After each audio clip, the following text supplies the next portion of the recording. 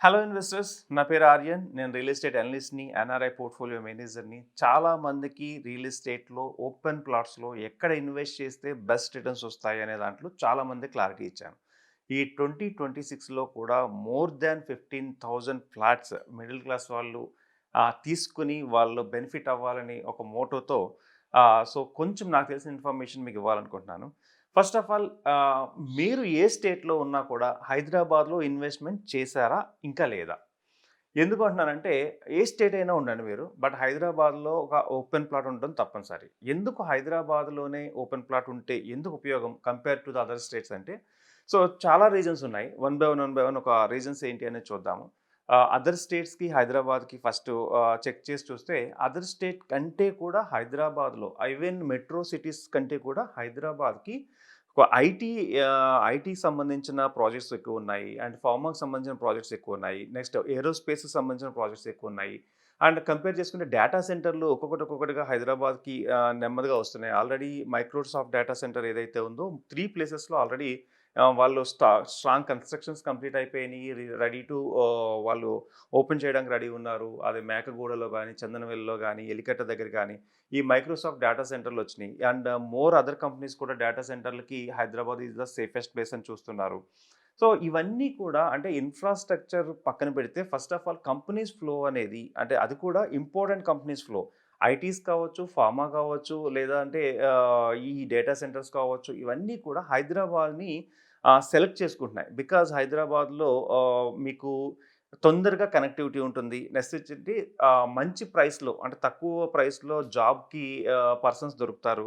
At the same time మంచి appreciation వచ్చే area కాబట్టి ప్రెజెంట్ ఇప్పుడు తక్కువ రేట్లు ఉన్న ఔట్‌కట్స్‌లో తీసుకొని వాళ్ళు డేటా సెంటర్స్ గానీ ఇలాంటివన్నీ కూడా హ్యాపీగా కనెక్ట్ చేసుకుంటున్నారు. ఇప్పుడు అదే కాకుండా పవర్ ప్రాజెక్ట్స్ కూడా వస్తున్నాయి. సో, ఇవన్నీ చూసుకుంటే హైదరాబాద్‌లో ఇన్వెస్ట్‌మెంట్ కంపల్సరీ అని ఎందుకంటున్నానంటే ఒకప్పుడు హైదరాబాద్ అనేది అన్‌ప్లాన్డ్ సిటీ. దీంట్లో ఏంటంటే డ్రైనేజ్ సిస్టమ్స్ దగ్గర నుంచి, రోడ్స్ దగ్గర నుంచి ఇవన్నీ కూడా ఎక్కడ ప్లాన్డ్‌గా అవ్వలేదు. ఫర్ ఎగ్జాంపుల్ మన కొన్ని ఏరియాస్ చూసుకున్నట్టయితే కూకట్పల్లి ఏరియాస్‌లో కావచ్చు, మియాపూర్ కావచ్చు, మాదాపూర్ కావచ్చు, ఇంకా లోపలికి వెళ్తే లైక్ ఎక్కడైనా సిటీలో మీరు ఏ ఏరియాలో చూసుకున్నా కొంచెం అన్‌ప్లాన్డ్‌గానే ఉంటుంది. అంటే ఆ రోడ్స్ చాలా ఇరుగ్గా ఉంటాయి. బట్ అక్కడ ఉన్నటువంటి ఇప్పుడు హై రైజ్ అపార్ట్మెంట్‌లన్నీ కూడా ఎక్కువగా రావడము, తక్కువ రోడ్ సైజ్ ఉండడం ఇవన్నీ ఇష్యూస్ ఉన్నాయి. అయితే నేనేం చెప్తున్నానంటే ఇప్పుడు ఓఆర్ఆర్ వరకు ఉన్న దాంట్లో కొంచెం అన్‌ప్లాన్డ్ ఉన్నా కూడా, ఓఆర్ఆర్ దాటిన తర్వాత ఉన్నదంతా కూడా మాస్టర్ ప్లాన్ ప్రకారం 2031 మాస్టర్ ప్లాన్ ప్రకారం మంచి మంచి రోడ్స్ దాంట్లో రాబోతున్నాయి. ప్రతీదీ ప్లాన్డ్‌గా వెళ్తున్నారు. డీటీసీపీ అప్రూవల్స్ గానీ, హెచ్ఎండీఏ అప్రూవల్స్ కానీ, మినిమమ్ సైజ్ ఆఫ్ రోడ్స్ గానీ, లేదంటే ప్లేస్ ఫర్ పార్క్స్ గానీ, ప్లేస్ ఫర్ ఎంటర్‌టైన్‌మెంట్ ఇవన్నీ కూడా రెయిన్ హార్వెస్టింగ్ కూడా ప్లేస్ ఇవ్వాలి ఇప్పుడున్న ప్రాజెక్ట్స్ ప్రకారం. ఇవన్నీ మనకి ఏమి ఇండికేట్ చేస్తున్నాయంటే హైదరాబాద్ చాలా ప్లాన్డ్‌గా ముందుకు మూవ్ అవుతుంది. అయితే చాలామందికి ఉన్న మిత్ ఏంటి అంటే ఔట్‌స్కట్స్‌కి వెళ్ళి మనం ఇన్వెస్ట్‌మెంట్ చేస్తే కరెక్టా కాదా అనేది. సో, ఔట్‌కట్స్‌కి వెళ్ళి మీరు కంపల్సరీ ఔట్‌కట్స్‌కి వెళ్ళే మీరు ఇన్వెస్ట్‌మెంట్ చేయమని నేను సజెషన్ చెప్తాను. ఎందుకు అంటే ఒకప్పుడు ఒక 15 ఇయర్స్ క్రితం చూడండి గచ్చిబౌలి ఔట్‌కట్స్. 10 ఇయర్స్ క్రితం చూడండి కోకాపేట ఔట్‌కట్స్. ఇప్పుడు అవి prime, premium, quality, highly ultra rich communities అయిపోయినాయి. సో, నేనేమంటున్నానంటే ఎప్పుడైనా సరే ఇన్వెస్ట్‌మెంట్‌కి వెళ్ళాలనుకున్నప్పుడు ఔట్‌కట్స్ అనేది రిస్క్ కాదు. ఎందుకు అంటే ఎప్పుడు ఎలా ఎలా మనకి అప్రిషియేషన్ వస్తుంది అంటే రోడ్లు లేనప్పుడు వెళ్తే మనకు ప్రైస్ తక్కువగా ఉంటుంది. ఓకే. అక్కడ బిల్డింగ్స్ స్టార్ట్ కాకముందు వెళ్తే మనకు ప్రైస్ తక్కువగా దొరుకుతుంది. ఇవన్నీ స్టార్ట్ అయిపోయిన తర్వాత అంటే రోడ్స్ అన్నీ క్లియర్‌గా ఉండి, బిల్డింగ్స్ అన్నీ ప్రాపర్‌గా ఉంటే 100% అక్కడ మీరు ఇన్వెస్ట్ చేసి కూడా వేస్టే. ఎందుకు అంటున్నానంటే రోడ్స్ వచ్చేసి బిల్డింగ్స్ స్టార్ట్ అయిపోయి అన్నీ క్లియర్‌గా ఉన్నప్పుడు రేట్స్ పెరిగిపోతాయి. సో, ఎప్పుడైనా ఇన్వెస్ట్‌మెంట్ పెట్టాలి అనుకుంటే తక్కువ బడ్జెట్‌లో ఉన్నప్పుడు ఇన్వెస్ట్‌మెంట్ పెట్టాలి. అవి ఎక్కడ దొరుకుతాయంటే ఔట్‌కట్స్‌లోనే దొరుకుతాయి. అయితే హైదరాబాద్‌లోనే ఇన్వెస్ట్‌మెంట్ ఎందుకు పెట్టండి? కంపల్సరీ ఒక ప్లాట్ అయినా హైదరాబాద్‌లో సొంతం చేసుకోండి అని ఎందుకు అంటున్నానంటే బిలీవ్ మీ ఆర్ నాట్ మీరు ఒక 5-10 ఇయర్స్‌లో హైదరాబాద్ ముఖ చిత్రం పూర్తిగా మారబోతుంది. అంటే ఇక్కడికి ఏఐసిటీ రావడం గానీ, కొత్తవన్నీ గూడా ఇక్కడికి కన్‌స్ట్రక్షన్స్ వాళ్ళు పెద్ద పెద్ద కన్‌స్ట్రక్షన్స్ వాళ్ళందరూ కూడా ఇక్కడ హైదరాబాద్ వైపు చూస్తున్నారు.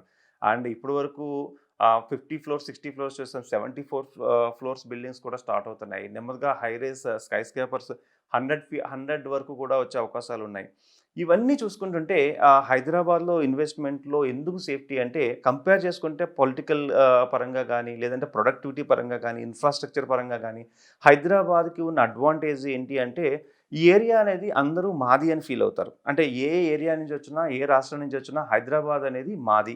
హైదరాబాద్‌లో ఎలా అయినా సక్సెస్ అవ్వాలి, ఎలా అయినా సాధించాలి, ఇక్కడ నిలబడాలి, నిలబడి చూపించాలి అనే కసి ఎందుకో తెలీదు కానీ హైదరాబాద్‌లో ఎక్కువుంటుంది. సో, దీనివల్ల ఏంటంటే ఎక్కువగా కొత్తగా స్టార్టప్ వచ్చినా హైదరాబాద్‌నే చూజ్ చేసుకుంటున్నాయి. పెద్ద పెద్ద కంపెనీలొచ్చినా హైదరాబాద్‌నే చూజ్ చేసుకుంటున్నాయి. సో, హైదరాబాదు ఒక బెస్ట్ ఎవర్ గ్రీన్ డెస్టినేషన్ కాబోతుంది. మీకు ఎక్కడైనా సరే మీరు సపోజ్ ఆంధ్రాలో ఉన్నారు, లేదా కర్ణాటకలో ఉన్నారు, వేరే ఏరియాలో ఎక్కడైనా ఏదో ఒక గోవాలో ఉన్నారు.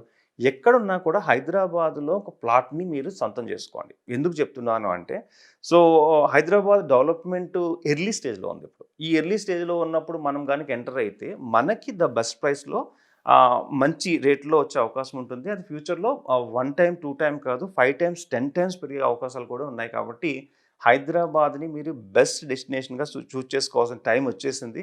సో, ఇప్పటికి కూడా మనము చూద్దాంలే, తర్వాత ఇన్వెస్ట్ చేద్దాంలే అనుకుంటే హైదరాబాద్‌లో కొనాలి అంటే చాలా చాలా చాలా కష్టమవుతుంది.